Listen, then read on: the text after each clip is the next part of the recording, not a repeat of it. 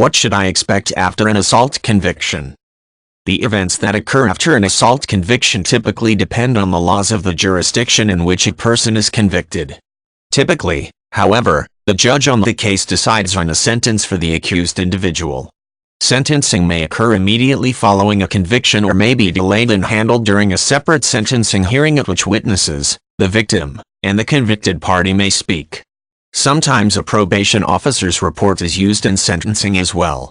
A person may face a range of penalties after an assault conviction, including probation and fines as well as a prison sentence. More serious assaults typically carry more severe penalties.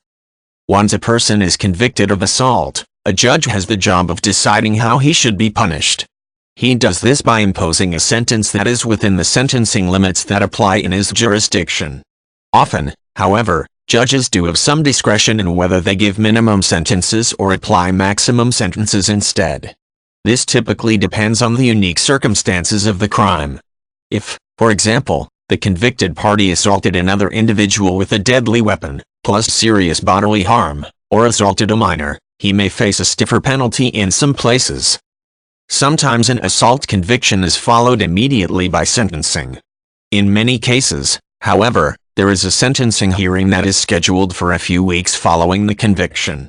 Many court systems allow defense attorneys to call witnesses to this hearing in order to testify on behalf of the convicted party and help the defense attorney show why he should be given a lighter sentence.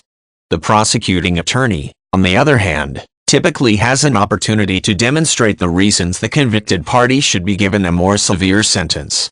Sometimes the victim of the crime and the convicted criminal are given the chance to speak as well. When the sentencing hearing is set for a case involving a felony type of assault, a probation officer may be involved.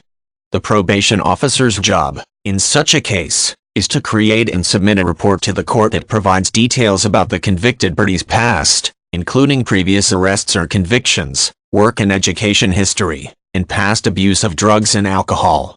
This report may also provide details about the convicted party's mental health and the impact the crime had on the victim.